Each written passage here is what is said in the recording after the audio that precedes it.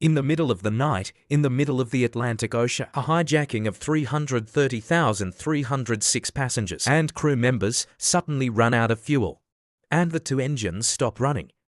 The lights go out, snow masks fall, and the noise of the engines is replaced by a silence, terrifying in total darkness. That huge plane is starting to descend little by little to the ocean.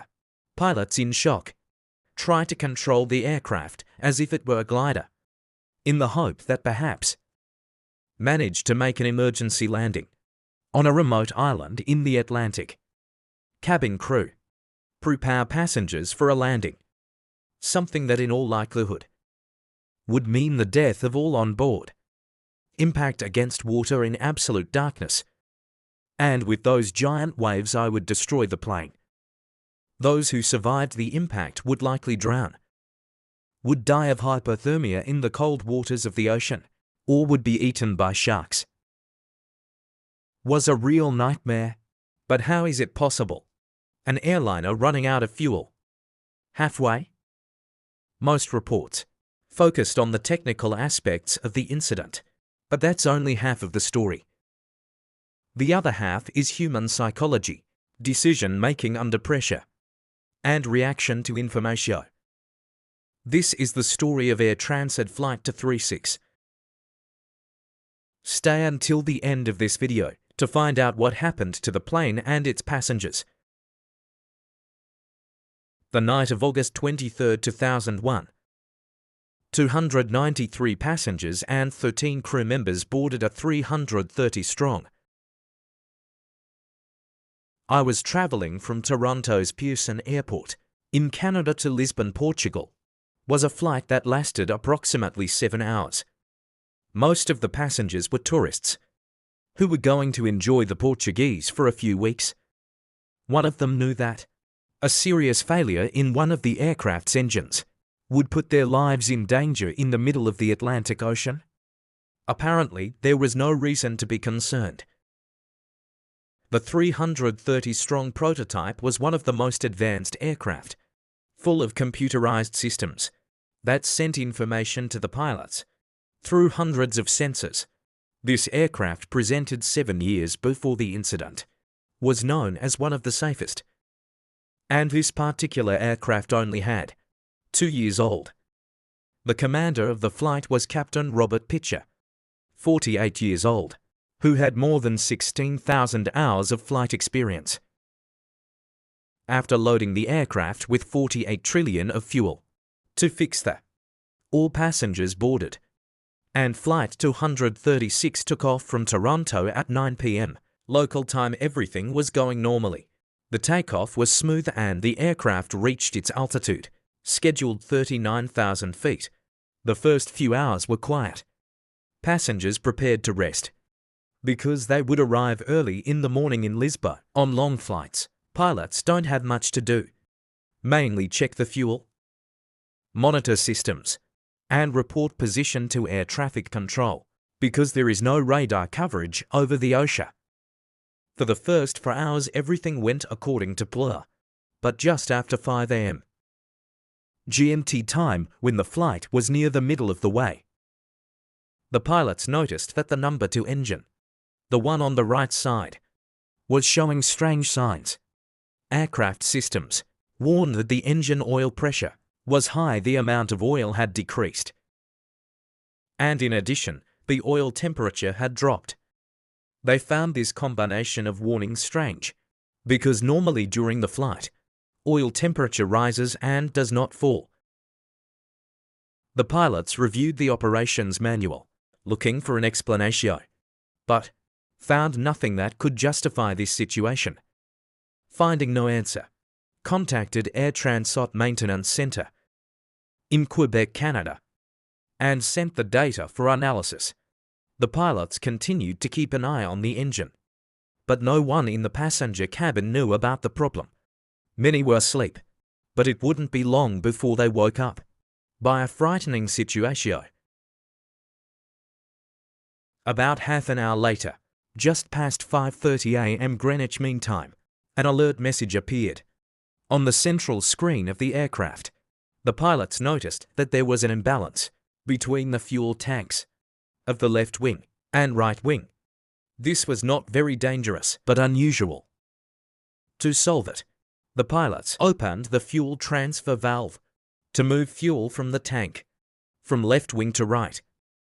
But only 10 minutes after doing this, the systems indicated that the total fuel for the aircraft had reached a critical level, and it was no longer enough to get to Lisbon.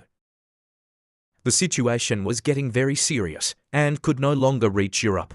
In the middle of the mirror, pilots did not have many options for an emergency landing. The only possibility was an airport in the islands. A small group of Portuguese islands in the middle of the ocean quickly changed course there and notified air traffic control that, due to lack of fuel, they had to be diverted. At that time, the aircraft had only 7 of fuel. These numbers may look strange, but 7 was only 06 times 100 of total fuel capacity from 1 to 330, and the rate of fuel loss was much larger than normal. If the numbers were correct, meant that the situation was really critical. The speed at which they lost fuel coincided with a massive leak, but the pilots did not believe they had a fuel leak.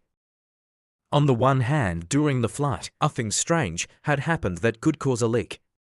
Or was there any explosion noise? No strong jolts and no lightning at all. Fuel consumption during the first 4 hours had been completely normal. How it was possible that this almost new aircraft was losing fuel so fast?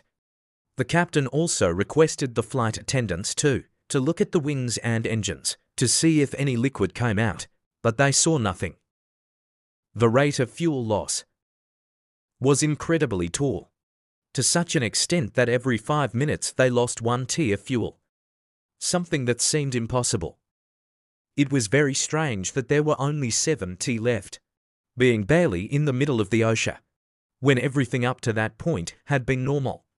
Both pilots came to the conclusion that it will probably fuel indicator displays were failing. Fuel leaks in passenger aircraft are very rare, so much so that one of the pilots had received specific training on how to identify and manage such a leak. Although there is for these situations, they didn't really expect something like this to happen. On the other hand, also came to believe that the warnings related to the engine oil were incorrect. In an aircraft as complex as the A330, sensor errors were not so strange.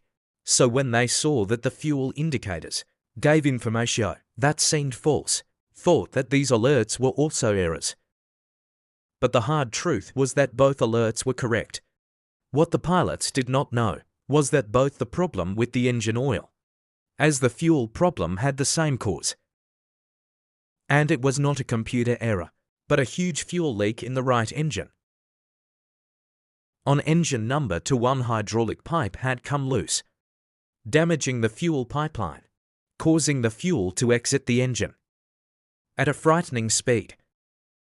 This was the real cause of the problems, both engine oil and fuel. A psychological phenomenon known as retention bias played a very important role here. The initial mental model of the crew was that the alerts about the engine oil were false and were caused by sensor failures. When people create an image of the world or a mental model, often behave as lawyers, OT as scientists, i.e. they are looking for evidence to confirm their theory, does not evidence that it contradicts it, even when new signals arrived, as the imbalance in fuel tanks and rapid fuel loss alerts. The pilots could not stop for a moment to reconsider its initial hypothesis. In psychology, it is well known that when people are under stress or high workload, this phenomenon becomes even stronger. The pilots were so busy talking to the maintenance center, completing, coordinating the diversion with the cabin crew and air traffic control, that they did not have time to reassess the situation, although a few minutes before had transferred fuel from the tank from left wing to right wing. The imbalance between the two tanks continued to exist. The reality was that the aircraft was losing fuel at an alarming rate. But for the reasons mentioned above, the pilots still did not believe there was a leak. Although on Tuesday at 3:30 has very advanced automatic systems, there is no specific alert for fuel leaks. The only way to detect it was to monitor the speed at which fuel was being lost of each tank. Contacted the maintenance center guy of Air Transat at that time. The aircraft had only 4.8 T of fuel, when I should be 17 T. During the conversation with the maintenance center, the amount of fuel continued to fall. The pilots considered execute the specific procedure for fuel leaks, but in the end the captain decided not to do so. The